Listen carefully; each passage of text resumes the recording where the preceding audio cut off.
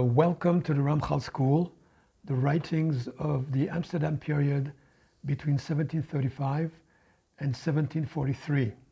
Today, I will speak about Ramchal's bestseller, Mesilat Yesharim, The Path of the Upright. As usual, I will start with the datation of manuscripts. When did the Ramchal write that book? So here, for a change, we have two dates. Because first, Ramchal wrote a version in the form of dialogue in 1738, but he did not publish it. And then in 1740, 2 years later, he published Mesilat Yesharim as we know it in chapter form, and it's called the chapter version. And that was in 1740. The question is, of course, why did he have two manuscripts, two versions? How come he disregarded the first and went for the second one? And in order to answer that question, I want to take us back to Italy when Ramchal published his first book called Leshon Limudim, The Tongue of the Learned. There were two versions.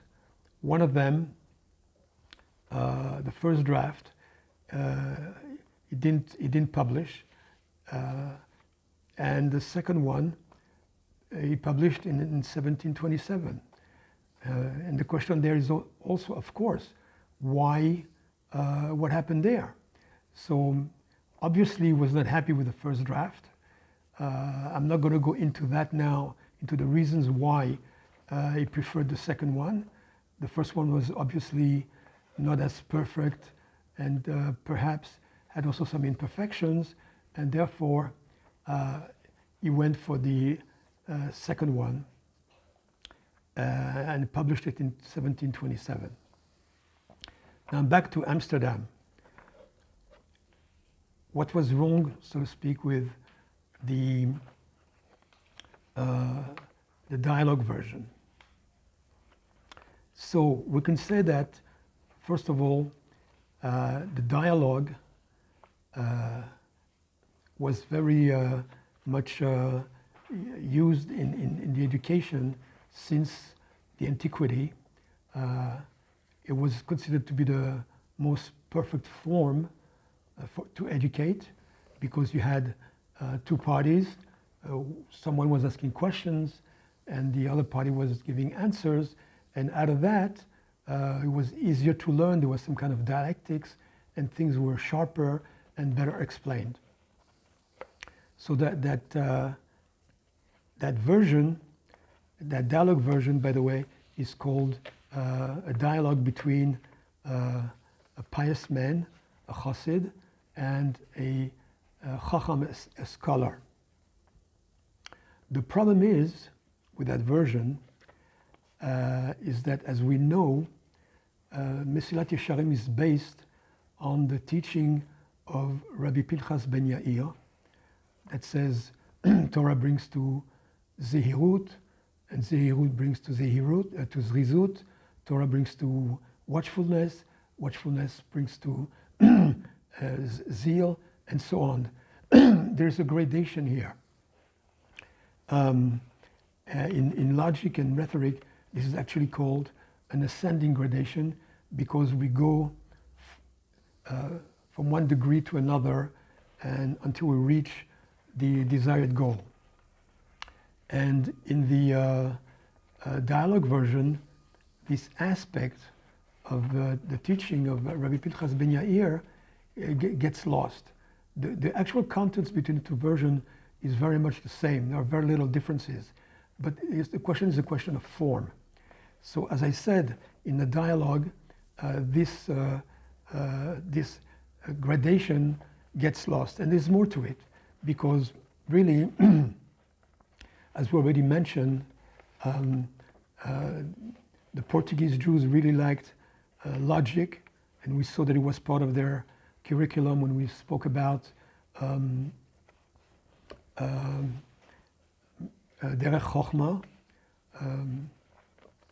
the way of wisdom, and this gradation in Rabbi Pinchas Ben Yair's teaching has a logical bend to it. For example, first it says that Torah brings to watchfulness. So Torah is the cause, and watchfulness is the effect. But then watchfulness brings to zeal. So then the effect, which is watchfulness, now turned into a cause and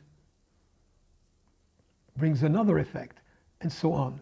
So here we have a real system, something which makes a lot of sense, a very, I would say, strict structure.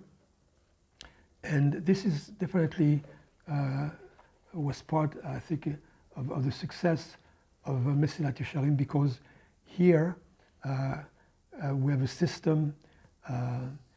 One really feels that Ramchal, by explaining that teaching of Rabbi Pinchas Ben Yair, takes us by the hand and shows us how to go from degree to degree, from step to step. And it's really a very organized guide in a certain way. And this is why it became very popular to this day. Now I want to ask a question about how do we know that really Ramchal wrote Mesilat Yesharim for the Portuguese Jews of Amsterdam. So we can start by quoting a letter that he wrote to his teacher in 1736, Rabbi Bassan, who was in Italy, and he tells him there that some people in Amsterdam wanted him to teach Kabbalah, and he said that he refused because he felt that most people there were running after money and honors, and as we already mentioned in previous lectures, we know that the Portuguese Jews had materialistic tendencies, and so there was a need for some kind of ethic. Actually, in the dialogue version of Mesilat Yesharim, the pious man tells the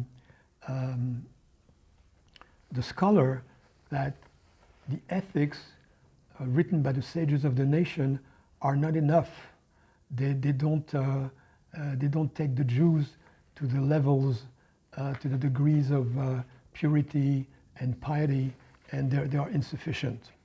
So there was a real need to produce an ethic which had those qualities, the Torah qualities of purity and piety. But I want to be more specific. In the introduction of Mesilat Yesharim, Ramchal brings the verse from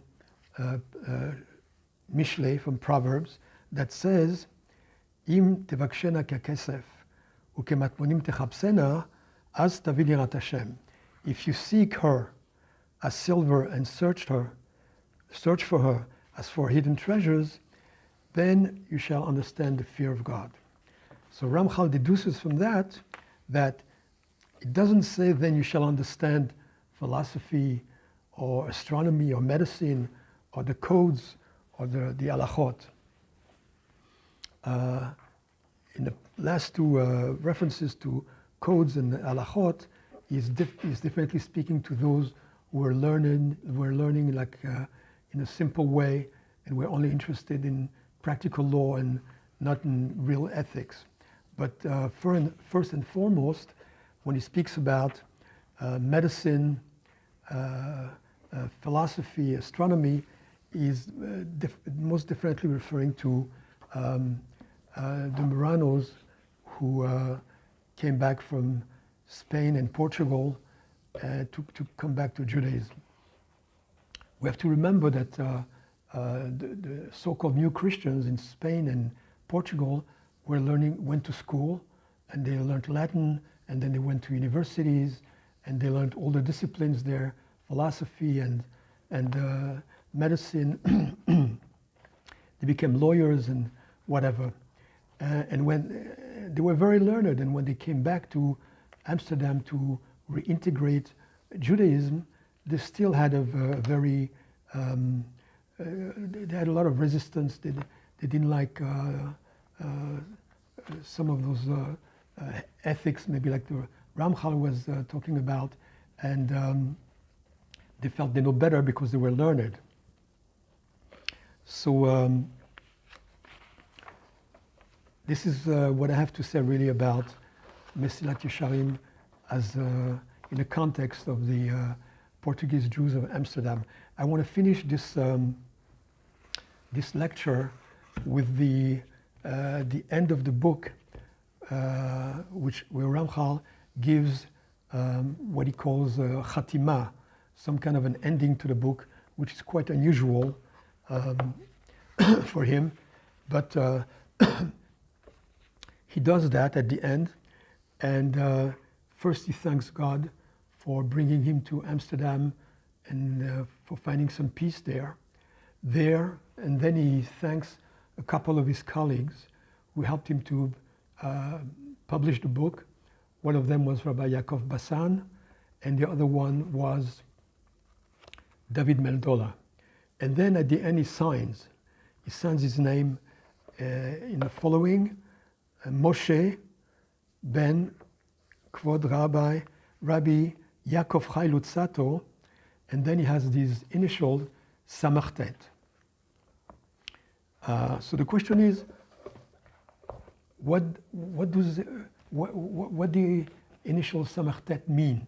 So if you look in some of the editions, you'll see that some people opened up the initials and wrote that Samachtet means Sfaradi Tahor, that is a pure blood Spaniard. However, we know that's not true in Ramchal's case, because Ramchal came from a family of Ashkenazim. How do we know that? So we have a letter. There was a member of the family called Shmuel David Lutzato, known as Shadal, who was one of the great scholars of the first half of the 19th century. And he carried an extensive correspondence with many scholars. And in one of his letters, he speaks about the origin of the Lutzato family. And he says that the family came from an area in Germany called Lausitz, or Lusitza, as it was in the language of the area. So when they came to Italy, sometime in the early 1500s, Lausitz or Lusitza became Luzzati, Luzzato, and it has this, Oriental sounding flavor. So people think that maybe they were Sfaradim, but they were not. Ramchal was of Ashkenazi descent. I felt it was right to mention this here because I think many people make the mistake of thinking that Ramchal was a Sephardi. Not that there's anything wrong with that, but for the sake of historical exactness, I felt that I had to correct this common mistake. Thank you for listening. I'm inviting you to look for our next video on YouTube, hopefully soon. Thank you.